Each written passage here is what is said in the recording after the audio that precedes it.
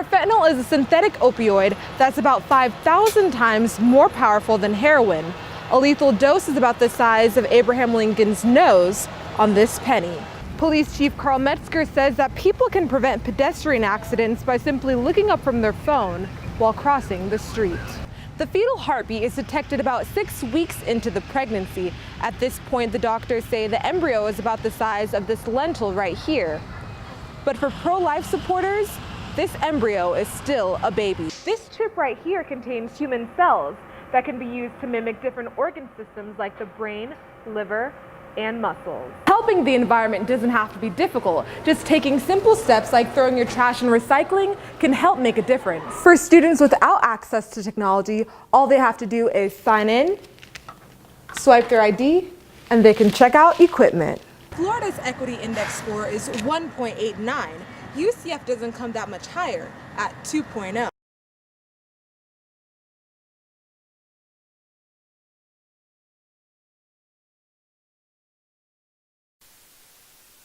Junior psychology major Alex Lewis started using drugs at 15. With peer pressure from the wrong crowd, he says he soon became addicted to pills, heroin, and other drugs. Lewis says that every day was a cycle of finding money for drugs. I just really had no friends, my family, they were pretty much done with me after a while. According to the NSC, the odds of dying of an accidental opioid overdose is 1 in 96. For the first time, this surpasses the odds of dying of a car crash, which is 1 in 103.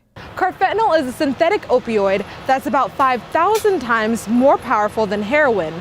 A lethal dose is about the size of Abraham Lincoln's nose on this penny. Associate Director of Healthcare Tom Hall says that the drug's addictive properties is what spurred the high demand. And the more we're dependent on the drug, the less our brain naturally produces those endorphins.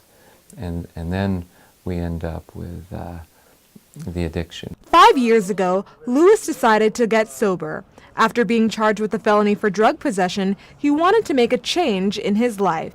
I was just like, I want to die, but I'm not okay with being stupid, and going after drugs really makes me stupid. And that was kind of the first spark, I guess, of wanting to be sober. Now, Lewis says he's motivated to stay sober and make improvements in the rehab industry. In Orange County, Abisola Adeyemo, UCF Nightly News.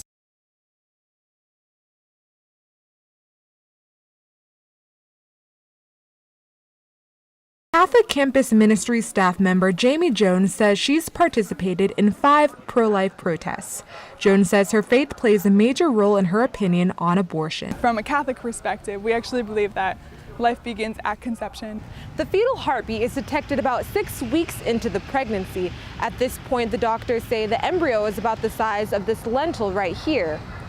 But for pro-life supporters, this embryo is still a baby.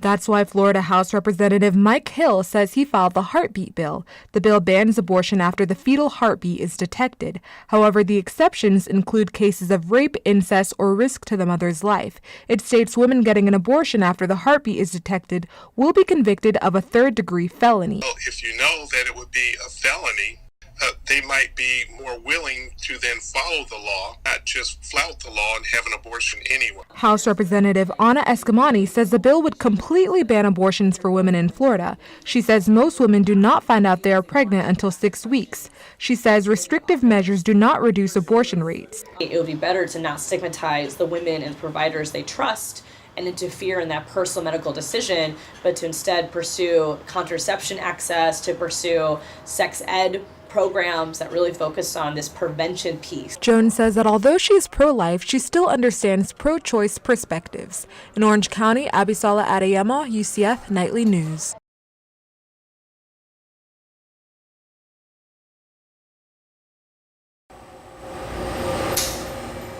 After meeting a UCF professor with a brain implant to help with Parkinson's disease, data analyst Max Jackson became inspired by biotechnology. He now works with human-on-a-chip technology at UCF's nanoscience department. We're able to grow organs on chips and use these as models, use these to test drugs to see what they do. But B, we're also able to plug organs into each other. And so we're actually able to mimic the entire ecosystem of the inside of a human body. The human-on-a-chip technology works to replace animal testing in industries such as cosmetics.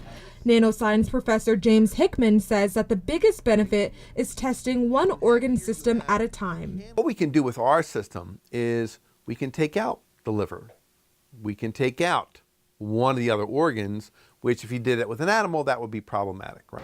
This chip right here contains human cells that can be used to mimic different organ systems like the brain, liver, and muscles. Jackson says human-on-a-chip will help make medicine more personalized.